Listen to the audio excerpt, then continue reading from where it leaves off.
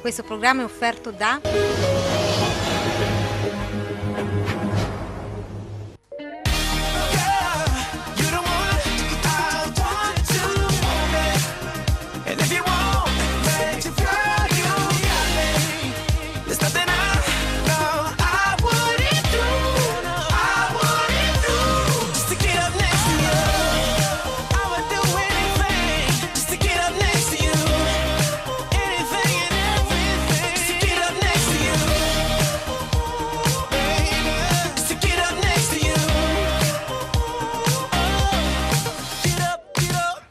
Buonasera Daniele Emanueli e benvenuti alla quarta puntata di stagione di Calcio di Rigore.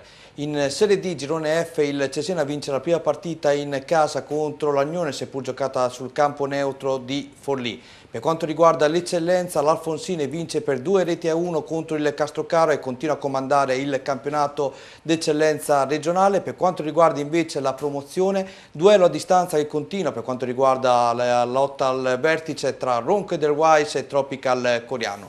Prima categoria Girone H, conducono due realtà, due neopromosse la classifica, il Roncofreddo e il Sala, e questo sorprende, e in promozione marchigiana è partito ieri il campionato, vince alla grande il Gabice Gradara Calcio contro l'Olimpia Marzocca. Questa sera presentiamo gli ospiti di questa serata, ma prima con l'aiuto del nostro Stefano Papini andiamo a vedere il numero per interagire con noi durante la nostra diretta, il 333 60 94 299, numero valido per la messaggistica tradizionale ma anche per scriverci in diretta qui su WhatsApp. Invece per quanto riguarda la pagina Facebook potete aggiungerci su calciodirigore.official, la cura del nostro Matteo Zampini, che salutiamo. Iniziamo a presentare gli ospiti. Alla mia sinistra ritroviamo per il secondo lunedì consecutivo l'opinionista Giacomo Alpini. Ciao, buonasera a tutti. Ciao Giacomo. Invece lui è un amico, lo ritroviamo con piacere a distanza di qualche mese, il DS Tropical Coriano, Filippo Cipriani. Buonasera. Grazie Filippo, buonasera a te. Voi.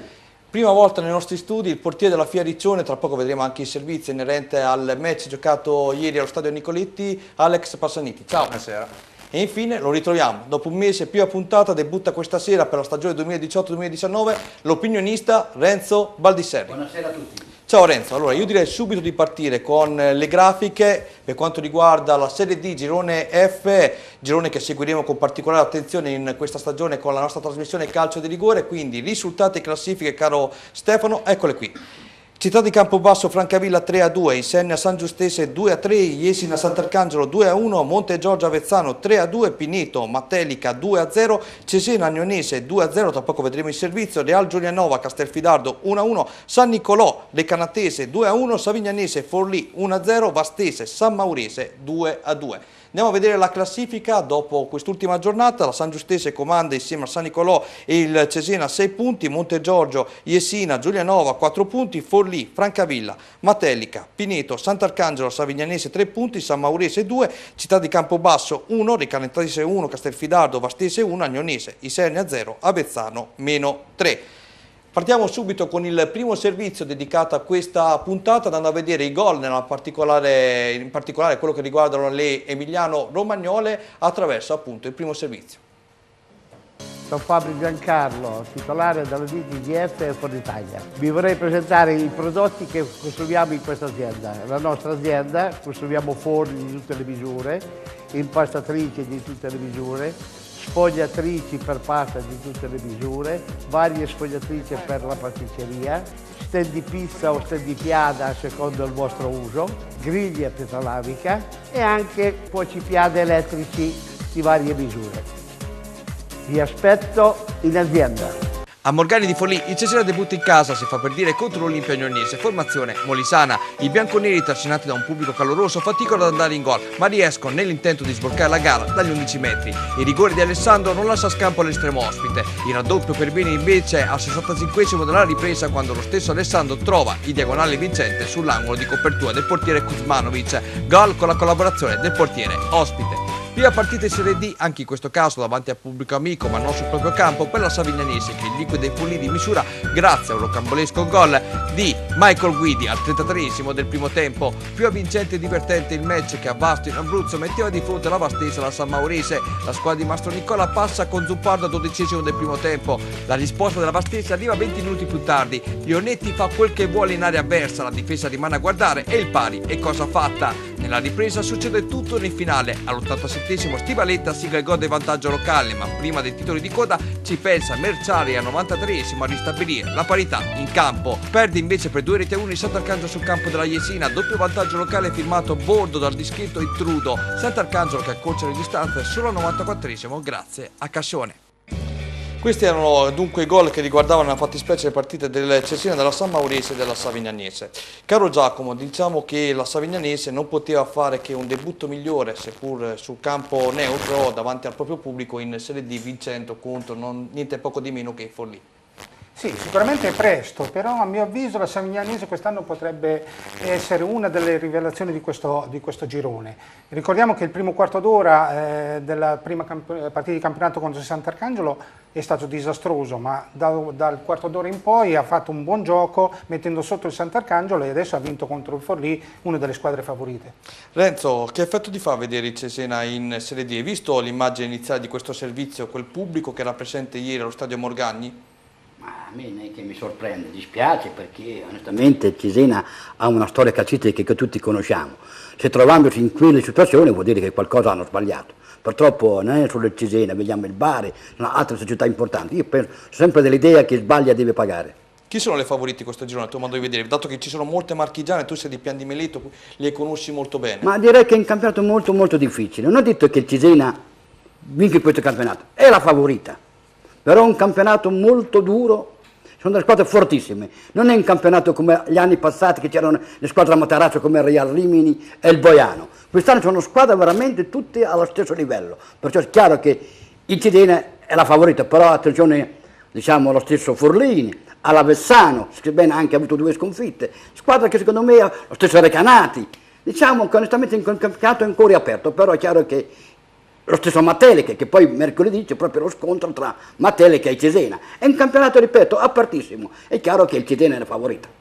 Mi trovi assolutamente d'accordo Renzo, tra l'altro ci teniamo a specificare ai nostri spettatori a casa, abbiamo in pratica tutti i gol di questo girone, chiaramente siamo a Rimini dove va in onda questa trasmissione, ci concentriamo più sulle romagnole, e per questo che vedete solo i gol relativi al Cesena, alla San Maurese come stasera e per l'appunto alla Savignanese.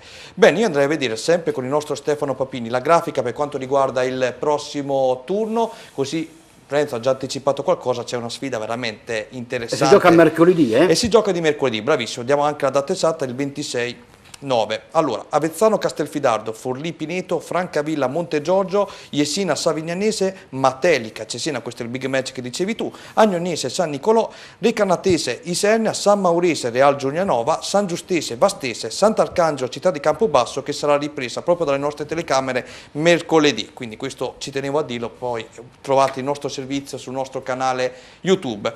Ebbene, abbiamo parlato anche questa sera di Serie D, tra poco voglio sentire i nostri ospiti, infatti ci concentriamo per quanto riguarda la categoria che vede da vicino protagonisti il nostro Alex sul campionato di eccellenza. Andiamo a vedere sempre con Stefano Papini risultati e classifiche di ieri.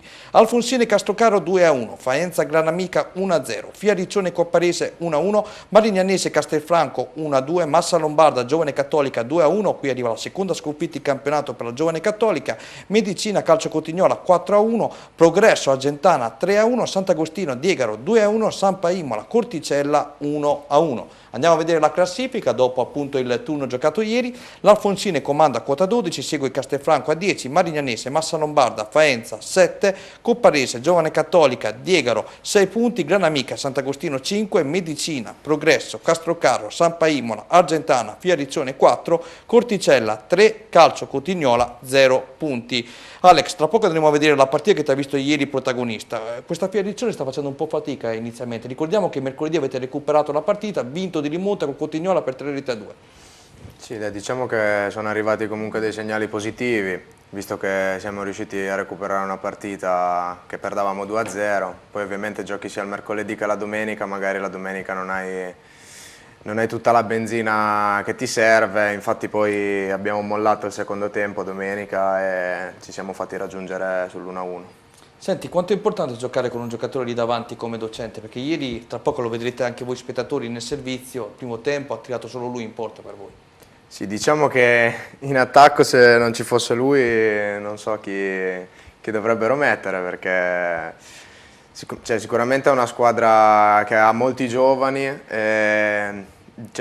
d'esperienza c'è solo la difesa, poi grazie a Dio c'è Docente lì davanti.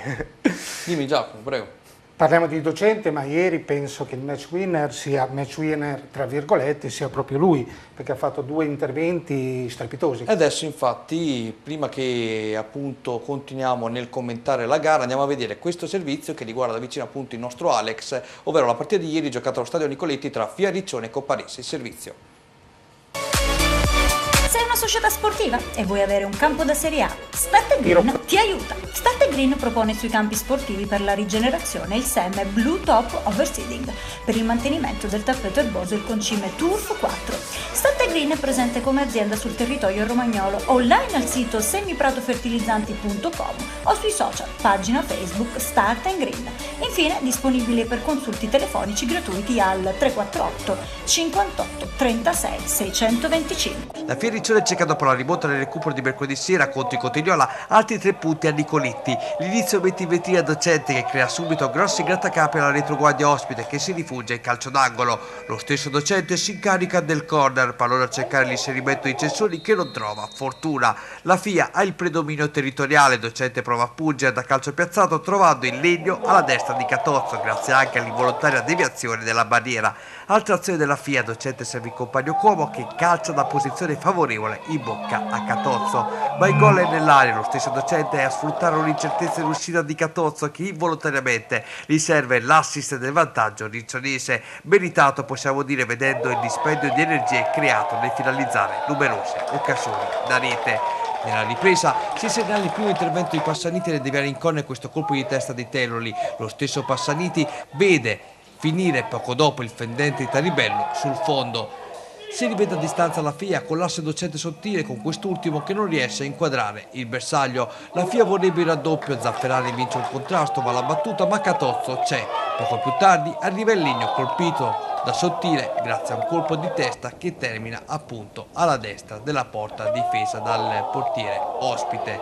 In contropiede la Copparese si sbilancia, l'assist di Fida non viene colto nel migliore dei modi dal compagno che si divora e gode il pareggio.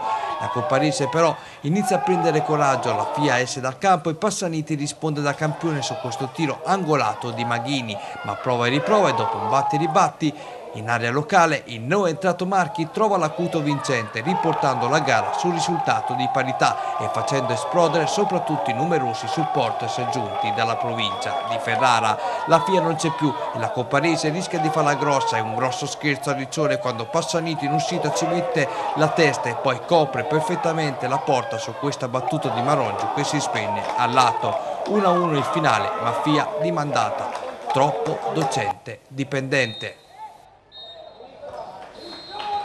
Beh, un po' quello che avevo chiesto prima ad Alex quando appunto nel servizio ho detto nuovamente di Docente. Si è visto solo nel primo tempo che Docente ha fatto un po' il mattatore, ha messo in difficoltà da solo la difesa avversaria, poi c'è stata anche la complicità in occasione del gol del portiere. Sì, no, sicuramente il vantaggio della Fioriccione deve ringraziare il portiere avversario, però magari con un pizzico più di fortuna si poteva anche fare una vittoria, visto i 2 pali che hanno preso, però abbiamo visto che nell'ultima metà del secondo tempo veramente la Fioriccione è calata di brutto. Sì, lo quindi diceva. probabilmente anche il grande caldo, perché ricordiamo che ieri è stata una giornata veramente calda, io ho visto molte squadre che nel secondo tempo hanno calato.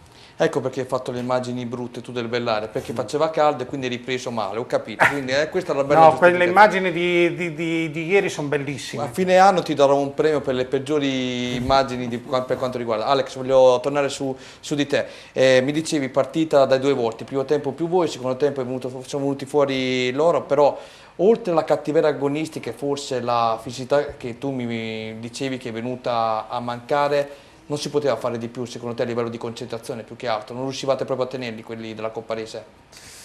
Ma sì, sicuramente il secondo tempo loro hanno giocato meglio, cioè il primo tempo non hanno fatto praticamente quasi nulla. Secondo me l'unica cosa che ci serve è un po' più di autostima, perché secondo me le qualità della squadra ci sono, bisogna solo metterle in campo. Potevate fare di più per quanto riguarda l'inizio del campionato, mi dicevi appunto, avete perso subito, credo, la prima giornata 3-0 se non erro. Adesso io credo ho fatto ho saltato la prima e sono arrivato da una settimana e mezza, la prima non l'ho giocato, ho giocato dalla seconda partita contro il Diegaro, poi... Però vedendo la classifica, anche se sei arrivato dopo, cosa ti hanno detto i tuoi compagni? Sì, sicuramente l'ambiente già era... si sentiva comunque che avevamo perso questa partita pesantemente 3-0 e c'era la voglia di riscattarsi. Ovviamente dai, adesso stiamo iniziando ad ingranare, si spera sempre di fare più punti. Ti ho fatto questa domanda perché quel signore che è lì vicino a te aspetta solamente che gli serva l'assist, detto in termini calcistici. Questa Fioriccione sta un po' deludendo rispetto all'anno scorso, caro Renzo? Ma direi che gli obiettivi della Fioriccione non è fare un campionato ad alto livello, un campionato secondo me gli obiettivi della Fioriccione, come lo stesso Cattolica e della Marianese, queste tre squadre riminesi, i loro obiettivi secondo me è la salvezza e trovarci alcune soddisfazioni, però hanno tutti gli ingredienti per fare un buon campionato, però non sono squadre che secondo me danno fastidio all'Alfonsine e a Castelfranco. Che sono le più forti per te? Sì, sono le due più forti e lo dimostrano, infatti ieri sia l'Alfonsine e sia il Castelfranco erano sotto. Quando due squadre rimontano, addirittura pareggiano e rischiano anche vincere, vuol dire che queste due squadre hanno della qualità. Quando una squadra è sotto di 1-0, poi alla fine vincono 2-1, vuol dire che hanno i numeri e lo vede proprio la classifica. Una è prima, una è seconda, infatti sono le due squadre secondo me le favorite del girone, a detta anche quest'estate agli addetti ai lavori. Secondo me sono le due squadre più forti che secondo me possono lottare fino in fondo. Caro Filippo, Renzo diceva giovane cattolica salvezza, ma tu che sei un addetto ai lavori che curi soprattutto i giocatori per allestire al meglio la formazione del Coriano, avrai visto anche tu quest'estate, a parte la situazione che è successa, non si sapeva se si sarebbero iscritti o meno al campionato, hanno proclamato più volte di aver fatto una squadra per addirittura cercare il salto di categoria. Il Cattolica ha vissuto un'estate molto travagliata, difficile e questo ha forse anche ostacolato la costruzione della squadra che avevano in mente. Io credo che abbia delle qualità per pensare di fare un campionato di un livello medio-alto con vista vertice, perché credo che il Cattolica abbia alcune individualità di assoluto valore e anche confrontandomi con il loro direttore sportivo, che è mio amico, ieri il risultato è molto bugiardo a suo modo di vedere rispetto a quello che noi abbiamo poi appreso dai giornali o delle TV. Credo che abbia delle qualità importanti e anche la stessa Marignanese mi sembra una squadra comunque solida. Ieri è vero, perché Renzo ha sottolineato un fatto che è indiscutibile, ma la Marignanese ha tenuto testa ad una squadra che secondo molti è la più grande favorita per la vittoria del campionato. Quindi credo che abbiano sia Marignanese ma in particolare il Cattolica, a mio giudizio, due buone squadre. Sì, delle qualità per pensare di fare qualcosa di più della salvezza. Ritornando al discorso di Cipriani, il Cattolica sì è una buona squadra, io l'ho visto in casa con il Sanco Imola che hanno perso 1-0. Hanno perso 1-0, ho visto sì una buona squadra come il Cattolica, però erano privi di alcuni giocatori importanti, però l'unico dubbio, secondo il mio modesto parere, il Cattolica è dipendente solo di Sartori davanti.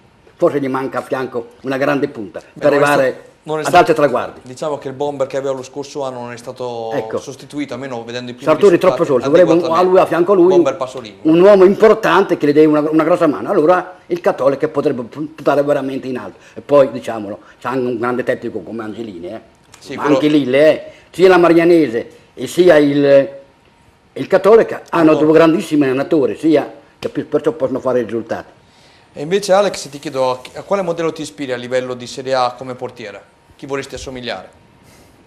Boh, non lo so perché non c'è nessuno basso, quindi sono tutti troppo alti. A me piaceva Gillet del Torino, Benassi quando giocava a Lecce, tutti dai portieri comunque non altissimi ma molto reattivi. Ma anche Perussi non era alto, però era un bravo portiere. Sì. Non disperare perché un giocatore che è stato sottovalutato all'Inter, che era un certo Luca Mondini, ha poi fatto le fortune di Vicenza vincendo addirittura la Coppa Italia e partecipando con i Vicenza alla Coppa delle Coppe. Ed era alto circa 1,72 m, 1,75 m, vado a memoria.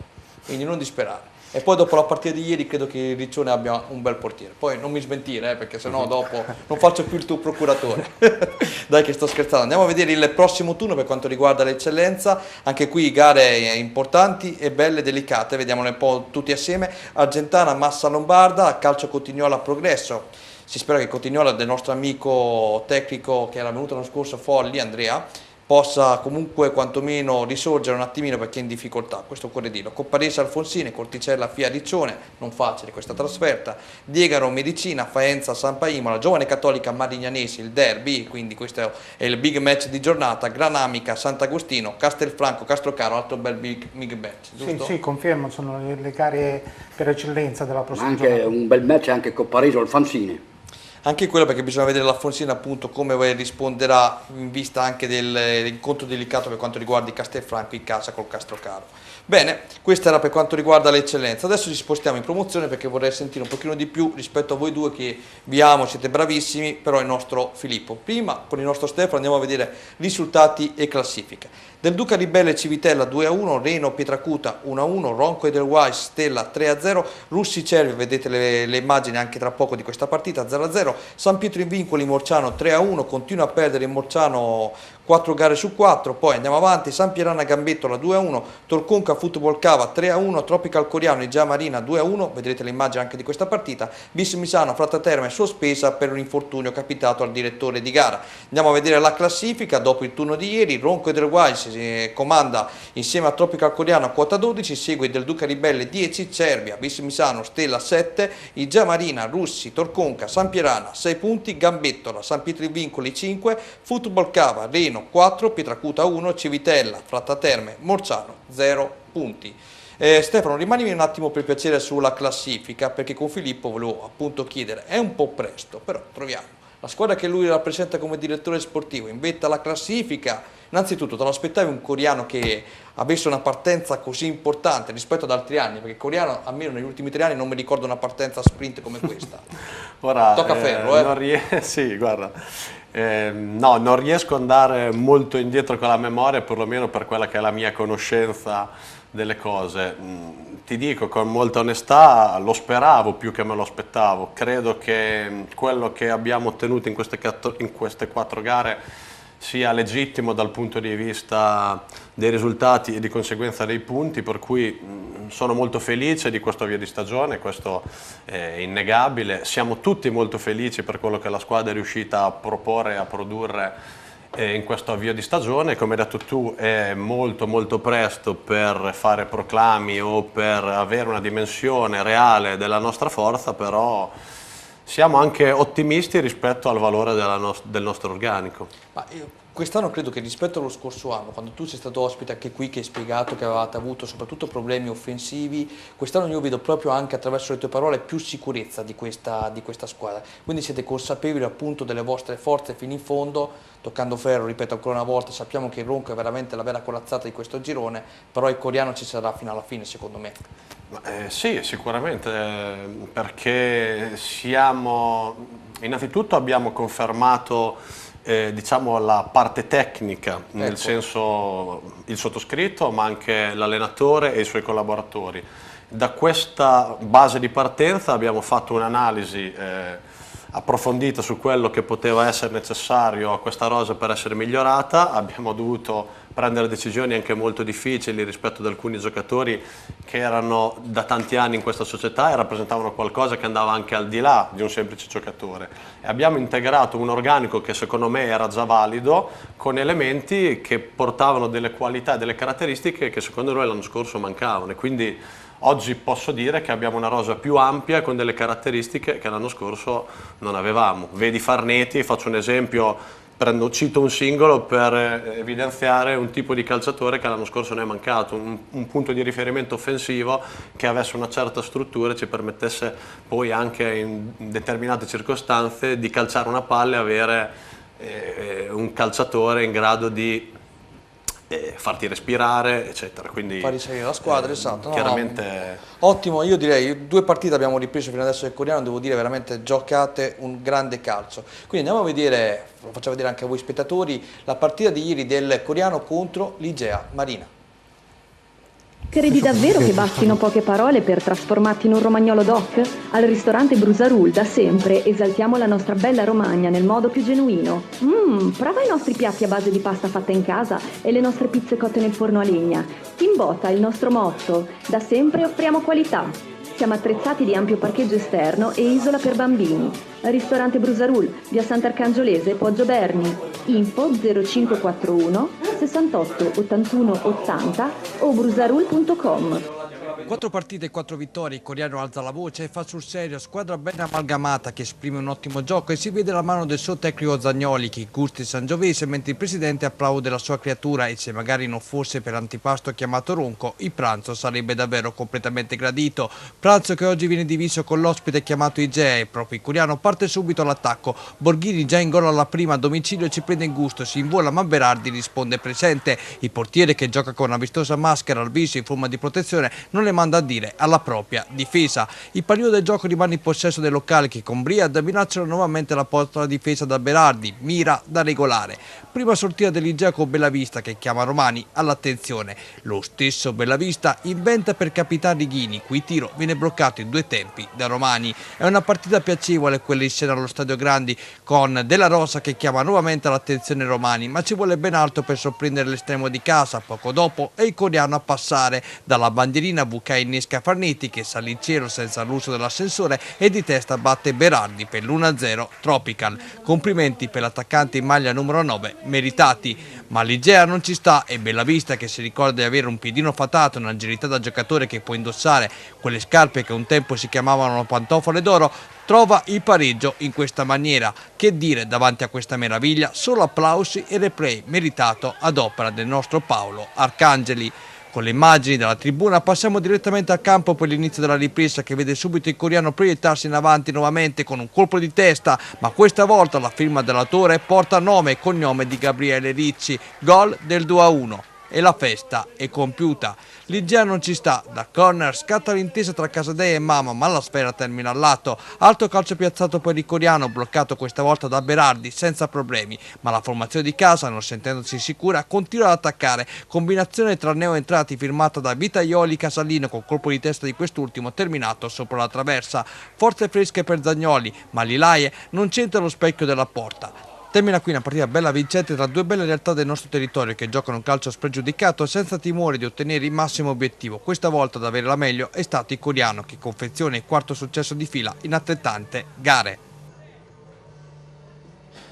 Complimenti davvero a mister Zagnoli, ti do la parola a te Renzo perché so che volevi fare una battuta, più che altro una domanda anche molto interessante per quanto riguarda a Rosa, a Filippo. Ma io direi 2 domande importanti. Io dico queste domande perché Cipriani è un ragazzo preparato e sa quello che dice, un giocatore che ha avuto tante soddisfazioni e ha giocato anche in categorie importanti. Sono convinto che a queste mie domande sa rispondere con intelligenza. Ok, vai. Sono 2 domande. Caro Cipriani, è difficile fare il direttore sportivo o l'allenatore, ma quando ci sono delle scelte tecniche, vedi il caso coreano, le Jardini non lo so, prima era il numero 1 del Tropical coreano, adesso si troverà in difficoltà e 2 domeniche con un gioco. Io non lo so il motivo. Poi l'altra domanda, ancora più difficile, come si farà a gestire per un allenatore un figlio di un presidente come Grigiolini a farlo giocare, anche in condizioni forse non bravo? Ecco, onestamente in questi casi gli allenatori si troveranno in difficoltà. Sono scelte difficili? Guarda, andiamo con ordine. Partirei dal primo segmento della tua domanda, ovvero quello che riguarda diciamo, il capitolo Nicolas. Nella fattispecie è una questione che riguarda il coreano, per cui posso esprimere un pensiero che è relativo alla realtà dei fatti. Io sono direttore sportivo, di conseguenza ritengo che il direttore sportivo si debba confrontare con l'allenatore, ma mai invadere il suo campo di competenza, che è quello delle scelte. Nella fattispecie la risposta che io ti do è molto più semplice di quella che tu credi, perché la scelta in questione è una scelta assolutamente di carattere tecnico e con nessun'altra implicazione, ma non solo, è una scelta legata a un momento particolare, nel senso che Nicolas è un giocatore ed è anche un patrimonio del coreano, in quanto ne è un tesserato ed è un calciatore di proprietà di questa società, ha sicuramente le qualità per poter recuperare terreno rispetto a Romani, e quindi noi siamo qui per metterlo nelle condizioni di lavorare. Lui non si deve perdere d'animo, io spesso ho parlato con lui anche in privato, questo è il momento dove lui deve reagire, non deve abbassare la testa, deve tirar fuori le unghie, perché sicuramente nel corso della stagione potrebbe capitare una possibilità che lui deve essere bravo a sfruttare, come ogni calciatore della rosa deve fare, perché ci sono altri elementi nel nostro organico che stanno attraversando un momento di difficoltà, però per avere obiettivi ambiziosi è anche necessario avere giocatori bravi, e noi da questo punto di vista crediamo di averne e più di 11. Ecco. Per quello che riguarda la gestione di situazioni che possono essere delicate da un punto di vista calcistico, che poi calcistico non è, ovvero il fatto di avere figli di dirigenti piuttosto che il figlio del presidente, ti dico che come la vivo io da direttore sportivo del Coriano. Devo dire la verità, il Tropical Coriano è una società che a me ha sempre messo nelle condizioni di lavorare secondo quelli che sono i criteri corretti del calcio dal mio punto di vista, e non mi ha mai imposto delle cose da un punto di vista extracalcistico. Di conseguenza noi cerchiamo di agire nell'interesse della squadra, nel bene della società, e cercando di fare delle scelte che possano permettere di ottenere i migliori risultati possibili. A volte sono scelte anche molto difficili, possono sembrare impopolari, ma il nostro obiettivo è che il Coriano raggiunga i migliori risultati, e a volte dobbiamo prendere decisioni, anzi spesso, tutte le domeniche, perché, come ti ripeto e ribadisco, si tratta di scegliere 11 giocatori e scontentarne almeno 4-5, però l'etica e la correttezza è quella di fare la miglior scelta affinché il Coriano ottenga i migliori risultati. Perfetto. Grazie mille. Prego. Grazie Renzo, grazie Filippo, ci fermiamo un attimo per dare per 3 minuti esatti la linea alla pubblicità, poi rientriamo ancora a promozione romagnola con l'immagine anche di Russi-Cerbia, e poi prima categoria con 2 match, e infine anche promozione marchigiana con la vittoria del Gabice Gradara. Pubblicità. Grigiolini me l'hai un po' evitata. È un'azienda leader nella progettazione e produzione di ambienti su misura per attività commerciali, quali hotel, bar, ristoranti, negozi, uffici e residenze private, realizzando sia opere parziali che chiavi in mano. Grazie all'esperienza maturata al fianco di grandi committenti internazionali, si propone come partner ideale per imprese e professionisti che operano nel settore del contract. Qualità progettuale, realismo operativo ed efficienza realizzativa. Vi aspettiamo nella sede operativa, zona industriale, via Giovanni Santi 18, Fanano di Gradara.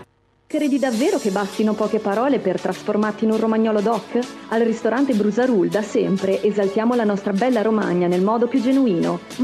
Prova i nostri piatti a base di pasta fatta in casa e le nostre pizze cotte nel forno a legna. Timbota è il nostro motto. Da sempre offriamo qualità.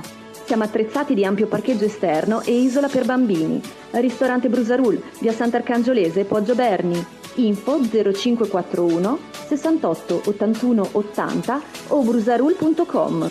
Sono Fabio Giancarlo, titolare della DTGF e Fornitalia. Vi vorrei presentare i prodotti che costruiamo in questa azienda. La nostra azienda costruiamo forni di tutte le misure, impastatrici di tutte le misure, sfogliatrici per pasta di tutte le misure, varie sfogliatrici per la pasticceria, stand di pizza o stand di piada secondo il vostro uso, griglie a pietra lavica e anche cuocipiade elettrici di varie misure. Vi aspetto in azienda. Sei una società sportiva e vuoi avere un campo da Serie A? Start Green ti aiuta. Start Green propone sui campi sportivi per la rigenerazione il seme Blue Top Overseeding per il mantenimento del tappeto erboso e il concime Turf 4. Start Green è presente come azienda sul territorio romagnolo, online al sito semiprattofertilizzanti.com o sui social, pagina Facebook Start Green. Infine disponibile per consulti telefonici gratuiti al 348 58 36 625. Romagna Sport primo dal 2001, la prima testata giornalistica che ha creduto nello sport dilettantistico online, il primo sito in Italia che ha pubblicato le foto dei singoli atleti e tecnici, i primi ad aggiornare i risultati live durante le gare, proprio come i professionisti, i primi a pubblicare la carriera degli atleti, i primi e gli unici ad avere il calciomercato interattivo, i primi a dare spazio alle news di tutti gli sport. Romagna Sport, il primo sito sportivo in Romagna, in tutto. Forno d'Asolo, per il tuo ordine contatta l'agente Andrea Parlani al 342 004 5098.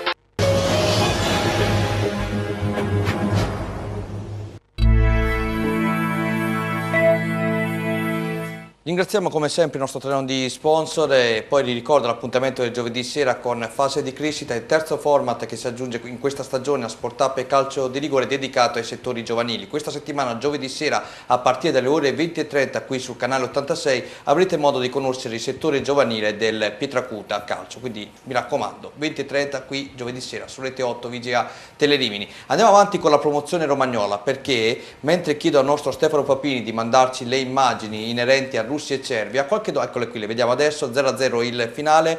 Renzo, tu hai avuto modo la scorsa settimana di vedere Ronco Pietracuta, ti sei fatto due idee diverse. Pietracuta in difficoltà in questo campionato in virtù anche di un calendario difficile, lo ricordiamo, ha recuperato mercoledì sera la partita contro il Cervia perdendo per 4-1 e il Ronco invece ti ha sorpreso e non poco perché gioca davvero bene a calcio.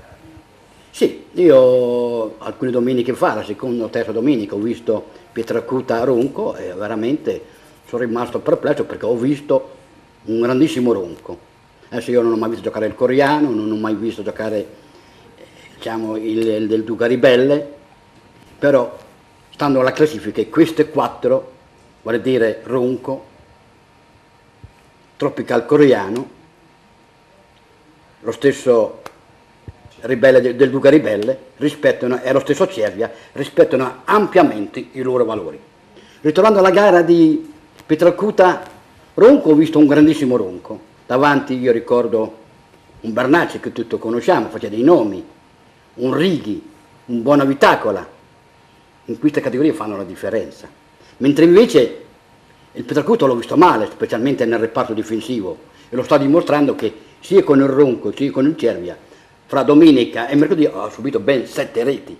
Quando una squadra subisce tutti questi gol è chiaro che avrà delle conseguenze, però penso che Fregnani, un tecnico secondo me valido, saprà recuperare questi difetti. Però onestamente io il Ronco l'ho visto molto molto bene. Ripeto, ha davanti giocatori importanti, c'ha uno di colore numero 11 che ieri mi sembra che ha fatto addirittura una doppietta, ha degli esterni rapidi e veloci, però penso che il Tropical Coriano le darà il filo da torcere. Ripeto, io il Tropical Coriano non li ho visti, però stando alla campagna acquisti di quest'estate penso che il Tropical Coriano potrebbe dar fastidio a questa Ronco, però attenzione al del Duca Ribelle e al Cervia.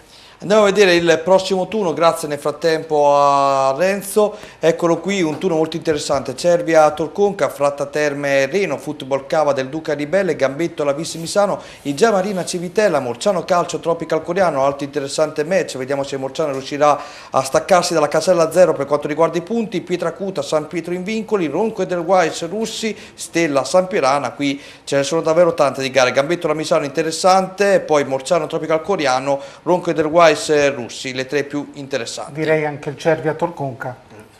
Può essere, non metto il pollice su questa tua affermazione, non la condivido anche perché tifi Bellaria.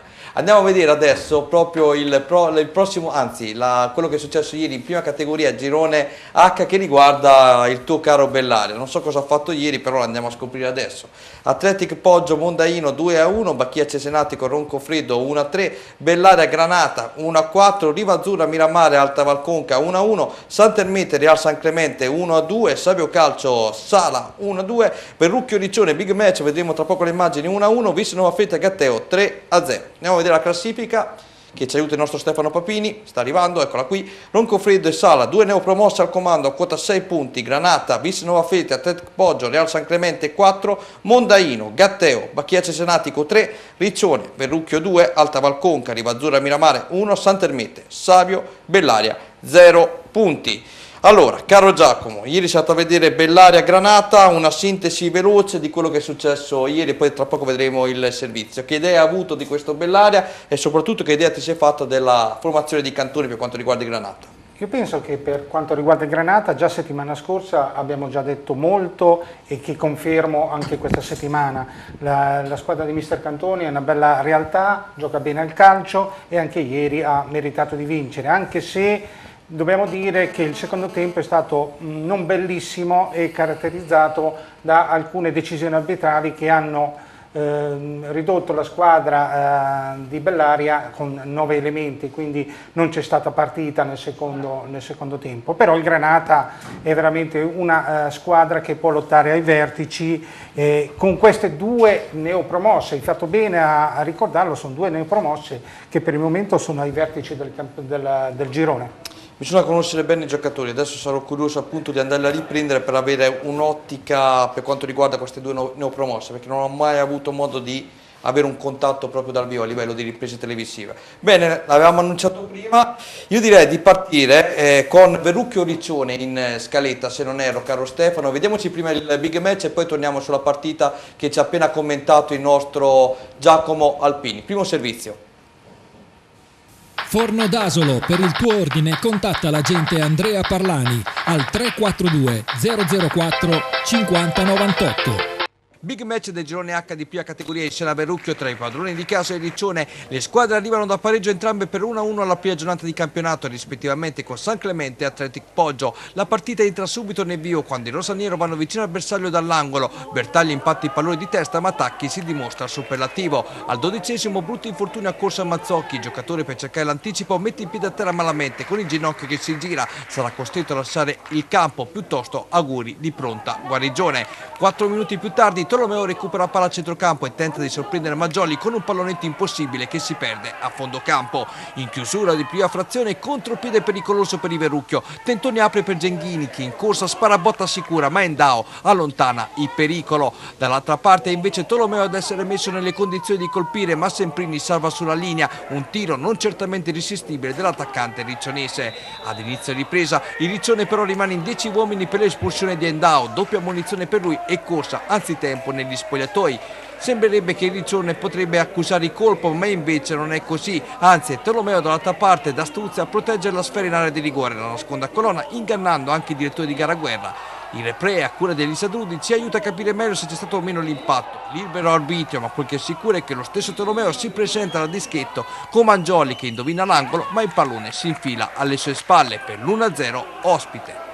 Il Verrucchio cerca di rispondere con questa conclusione di Telinai, ribattuta da Tacchi in stile non perfetto ma efficace, ma proprio al fotofinish il Verrucchio perviene al pareggio. La discesa sulla destra viene premiata con un tocco di mano di Seias. Guerra decreta il calcio di rigore. Dal replay a cura di Elisa Drudi si evidenzia il tocco col braccio in piena aria. Dal dischetto Genghini non tradisce l'appuntamento con la rete, decretando l'1-1 finale sul campo prima che i gallesi perda le staffe e venga espulso per un fallo di reazione. Riccione addirittura i 9 uomini. Guerra nell'occasione perde anche il cartellino rosso puntualmente raccolto da un giocatore del Verrucchio, ma il caos prosegue verso il rientro negli spogliatoi. Un campo che non porta particolare fortuna al direttore di gara appartenente alla sezione di Rimini, in quanto già lo scorso anno dovette assistere a una lite tra 2 dirigenti durante la sua direzione. Verrucchio atteso domenica prossima dall'esame in esterna a Roncofreddo, mentre Riccione ospiterà la Bis Nova Feltia, altro big match del girone.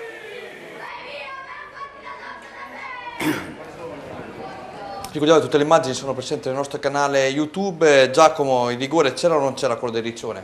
A mio avviso no, il difensore aveva già anticipato prendendo con la punta il pallone. Renzo, c'era o non c'era? Ma io come ex arbitro quei rigori lì non li ho mai dati. Non li hai mai dati. Per quanto riguarda invece il braccio, il rigore assegnato al Verrucchio mi sembra evidente lì, no? È giustissimo secondo il mio modesto parere. Siete d'accordo tutti, no? Confermo, Sì. confermo. Tutte e due le valutazioni. Bene, allora Renzo, voglio toccare questo argomento con te prima di ritornare sulla partita che ha commentato prima Giacomo. Santermete in difficoltà, grandi proclami di campagna acquisti importante chiusa dal presidente Alex Martino già tra fine maggio e inizio giugno, poi 2 partite, 0 punti, il Riccione è tra l'altro favorito in questo girone insieme proprio al San Clemente. Il Verrucchio ha iniziato con 2 pareggi dopo aver fatto un grande girone di Coppa Emilia. Ancora dare un giudizio dopo 2 giornate non è facile. È chiaro che il Santermete e il Verrucchio, lo stesso Riccione, secondo me sono partito con il piede sbagliato. Poi vediamo un Riccione, davanti c'è un attaccante come Tolomeo che fa la differenza, ha giocato in 4 serie, in eccellenza. Vedere un giocatore così giocare in prima categoria veramente qualcosa di importante. È chiaro che io non conosco queste due nuove neopromosse, però onestamente potrebbe essere anche la rivelazione del campionato. Però penso che il campionato, secondo me, sia il Riccione sia lo stesso Santalmete, per quello che hanno fatto quest'estate, alla finale distanza vengono fuori. Però penso anche il nuovo Feltria, secondo me è una squadra da battere, perché se andiamo a vedere la sua formazione che ho letto ieri, due attaccanti come Stefanelli e Muratori, Cipriani lo sa, ne vorrebbero tutti. Più Baldinini, che ieri ha giocato titolare con il Tridente, quindi erano tutti e tre davanti, quindi Baldinini è un giocatore, ricordiamo, ex primavera dell'Inter, che veramente... Cioè, quando l'amico mister, adesso mi sfugge, Achille Fabri, che è un grandissimo amico, ha nella formazione 3 giocatori di quel livello, vale dire Stefanelli, Muratori e Baldinini, può dormire tra 2 guanciale. Però è chiaro che anche l'anno scorso era una delle favorite e poi l'ha perso, però onestamente quest'anno penso che Fabri aprirà più gli occhi. E ieri tra l'altro tra i nomi altisonanti che hai letto c'era anche a centrocampo Amantini, ti assicuro che contro il Gatteo assolutamente tra i migliori in campo. E poi c'è anche, mi dimenticavo, un giocatore come Amantini che è venuto dalla Serie C, ha giocato in Serie D, sono giocatori che veramente tutti gli allenatori vorrebbero, però penso che l'anno scorso Achille Fabri qualche errore gli ha fatto, speriamo che quest'anno non ne farà più. Invece 2 portieri molto bravi, ieri giocava tra l'altro Paride e Sbrighi, credo si chiami Paride, ecco, non mi veniva il nome, di Emanuele Semprini, che facciamo assolutamente i complimenti in ritardo perché la scorsa settimana è venuta appunto con la nostra amica Chiara, e quindi complimenti ad Emanuele. Ieri non ha giocato perché appunto è partito per il viaggio di nozze e c'è stato Sbrighi tra i pali. Quindi facciamo veramente i complimenti anche a loro. Intanto, caro Giacomo, ritorniamo sulla partita che tu hai commentato, perché andiamo a vedere le immagini riprese da te per scoprire questo Granata, perché prima il signor Renzo Baldisseri parlava di sorprese. Il Granata lo è stato in questi 3 anni. Il primo anno, da quando seguiamo noi la prima categoria come Telerimini, il primo anno è arrivato in zona playoff, lo scorso anno per 2 punti non è riuscito ad entrare in zona playoff, però continua a sorprendere. Ieri si è imposto per 4-1 a Bellari. Servizio.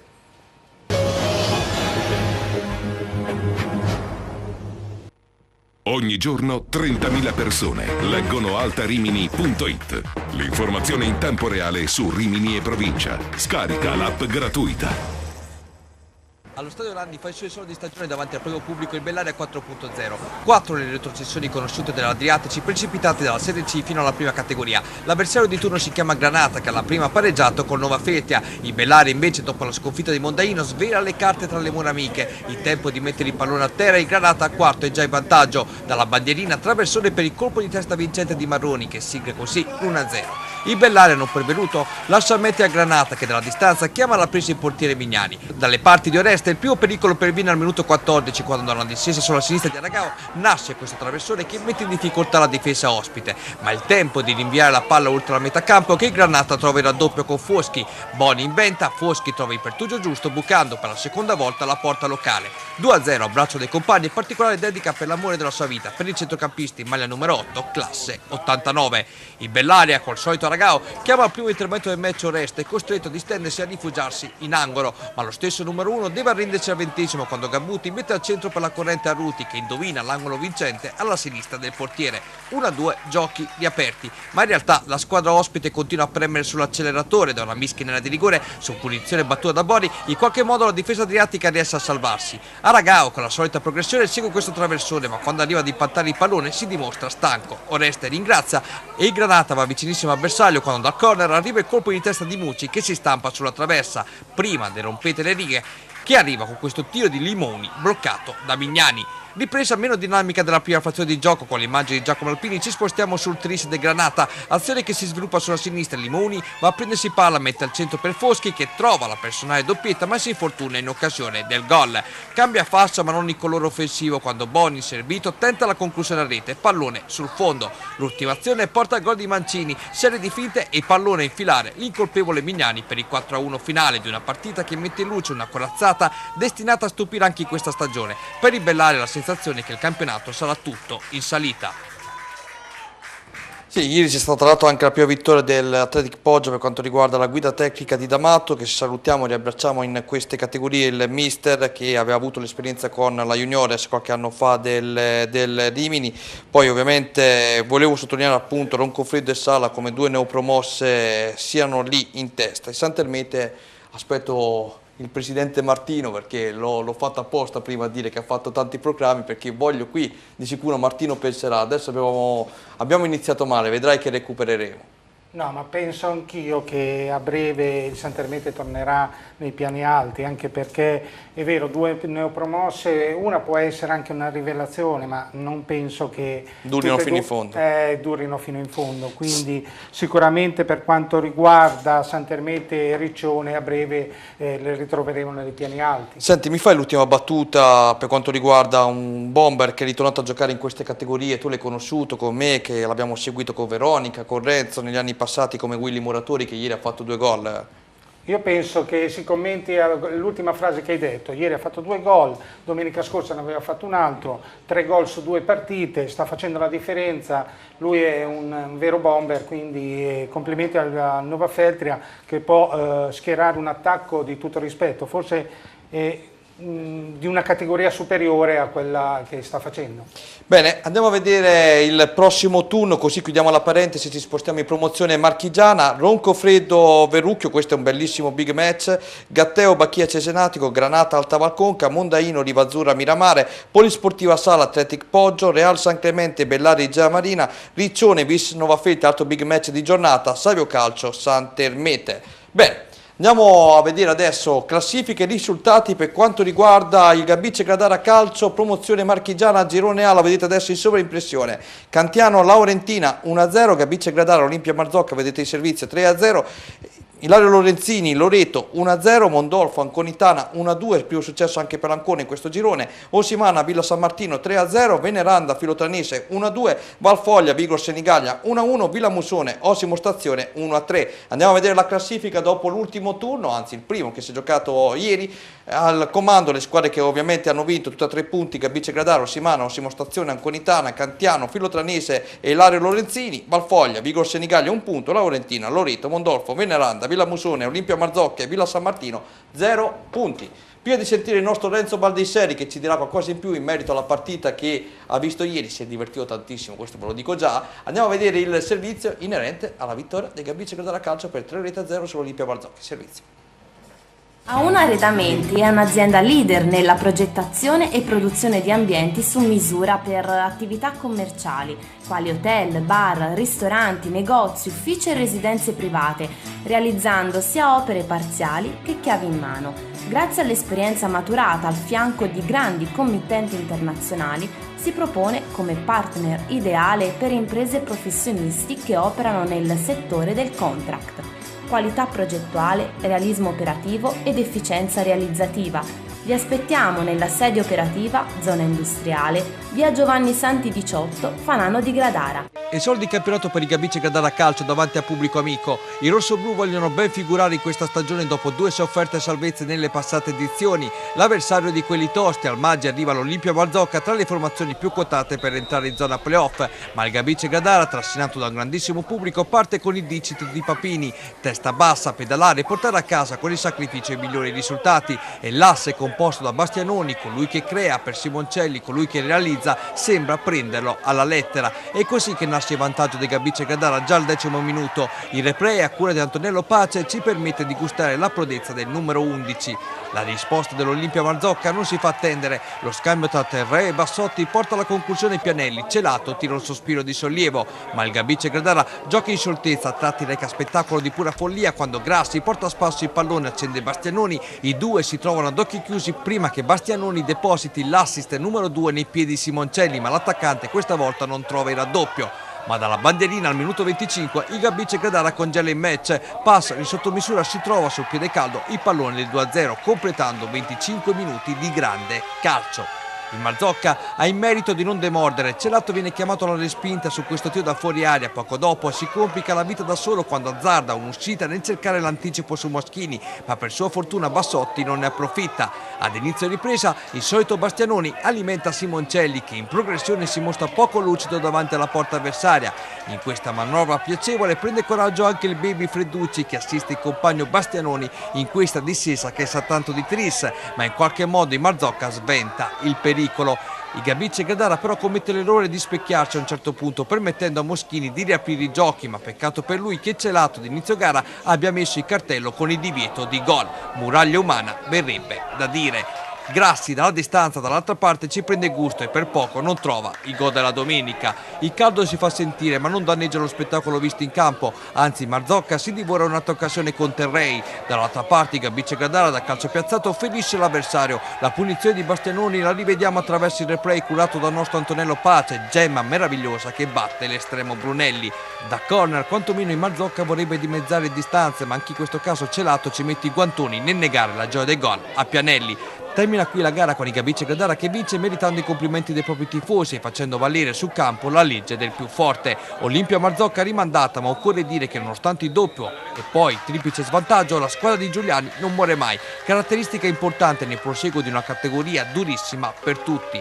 Per Papini buona la prima da allenatore nelle Marche. Allora Renzo, ti sei divertito tantissimo ieri? Ma è stata una bellissima gara, onestamente. Il campionato di promozione marchigiana è un campionato difficile. Chiaro che la vincente di questo torneo è chiaramente l'Anconitana, anche ieri sugli spalti Mondolfo Anconitana 800 paganti. Chiaro che tutte le squadre dove andrà l'Anconitana la prefettura non darà il consenso e sono convintissimo neanche quando ci giocherà il 23 dicembre la Gabicce Gradara Anconitana. È chiaro che probabilmente gli 800 persone al seguito dell'Anconitana forse a Gabicce Gradara non ci staranno. A parte questo, ieri il Gabicce mi è piaciuto, veramente una squadra forte, davanti c'è un tridente che onestamente due esterni forti come Simoncelli e lo stesso Bastianoni, nel mezzo c'è Vegliò, ha un centrocampo come tutti conosciamo Grassi e Vairani e poi voglio fare un grande elogio a questo giovane 2003 Maggi, un ragazzo di 15 anni che veramente sa giocare e gioca bene. In difesa c'è una doppia difesa fortissima, i due difensori Passeri e Sabatini che tutti conosciamo, una coppia centrale che possono giocare anche in categoria superiore e poi in porta c'è una saracinesca come Celato. Vuol dire quando una squadra c'è un tridente in difesa come Celato che alla fine stagione sono quei portieri che ti danno quei 5-6 punti in più e con una coppia centrale come Sabatini e Passeri veramente il Gabicce ha qualcosa di importante. Tutto questo è una grandissima squadra, però qualcosa ne manca. Se probabilmente gli addetti ai lavori, lo stesso presidente, la società avessero riconfermato un attaccante come Rossi, probabilmente il punto secondo me che gli manca potrebbe dare fastidio a questo Anconitana. Però onestamente poi diciamo, quando una società ha il lusso di tenere due grandissimi allenatori, Papini, che ieri ha dimostrato che in questa squadra c'è la sua mano, e come secondo Ciriaco vuol dire che c'è anche la società dietro. Ebbene, andiamo a vedere anche le interviste a fine gara raccolte da te, perché hai provato a far sorridere Papini ma non ci sei riuscito. Interviste. Romagna Sport, il primo sito sportivo in Romagna, in tutto. Federico, questo gran gol, a chi lo dedichiamo? Dedichiamo alla squadra, abbiamo svolto un grandissimo lavoro questi 45 giorni in preparazione di questa gara importantissima e diciamo che abbiamo iniziato al meglio, non potevamo iniziare nel miglior modo. Sono contentissimo naturalmente per il gol, ma ancora di più per la prestazione. Abbiamo fatto una grandissima partita e ci siamo portati a casa i 3 punti. Oggi ho visto un gran Gabicce Gradara, dove vogliamo arrivare? Guarda, ogni partita è una partita diversa, oggi sicuramente abbiamo avuto un impatto bellissimo sulla partita e abbiamo fatto anche a livello di gioco una grandissima partita. E non riesco a dirti cosa vuole questo Gabicce Gradara perché è un campionato molto difficile, sono squadre fortissime, ben attrezzate e quindi giochiamo partita per partita e cerchiamo di imporre il nostro gioco e faremo al massimo tutte le partite. Questi gol sono spontanei o ce l'ha proprio nel DNA? Nel DNA non ce l'ho, l'anno scorso vengo da 5 gol, quindi naturalmente quest'anno voglio cercare di fare più gol possibile, anche perché è importante soprattutto per me ma anche per la squadra, quindi speriamo che sia solo il primo e di cercare di fare tanti altri gol, insomma. Ho visto il Gabicce è Gradara con un gioco e con bellissime trame di gioco. Diciamo onestamente, c'è la mano di Papini? Beh, noi durante la settimana lavoriamo solo per questo, lavoriamo solo per il palleggio, per arrivarci attraverso il gioco.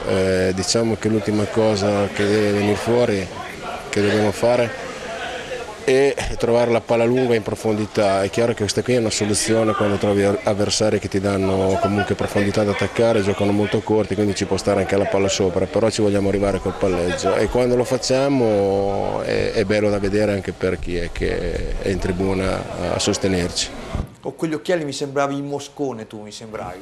Bel look, mi piace Renzo, bello, complimenti anche per le interviste, bello quello che hanno detto anche i protagonisti. Andiamo a vedere il prossimo turno, caro Papini, e poi dopo salutiamo i nostri ospiti con Itana Cantiano Calcio, Vigor Senigallia Villamusone, Filo Tranese Osimana, Laurentina Gabicce Gradara, questa è la prima trasferta per i Gabicce, Loreto Mondolfo, Olimpia Marzocca Valfoglia, attesa l'Olimpia Marzocca riscatto, Osimo Stazione Veneranda, Villa San Martino, Ilario Barbara Lorenzini. Ebbene, siamo addirittura d'arrivo, mi chiedono da casa semplicemente, dato che hai avuto un'esperienza a Cesena, come ti stai trovando a Riccione e soprattutto mi dicono che sei un portiere da Cesena e non da Riccione. Questo è un bel complimento che ti fanno. Purtroppo forze maggiori alle mie mi hanno imposto di andare a Riccione e non rimanere a Cesena. Lo mettiamo così. Molto eloquato, mi piace ragazzi. Una domanda, l'ultima. No, siamo addirittura d'arrivo, non te lo posso permettere, fai gestire a me. Salutiamo Giacomo Alpini. Ciao, buonasera a tutti. Ringraziamo il DS Filippo Cipriani. Grazie a voi, arrivederci. Ringraziamo Alex Passaniti, grazie. Grazie a voi per l'invito. E ti auguro di tornare magari nella realtà dove sei cresciuto, che vorresti magari tornarci sicuramente. E grazie a Renzo Baldisseri. Buonasera a tutti. Noi ci vediamo tra poco con Sport Up, tutto su Rimini Calcio.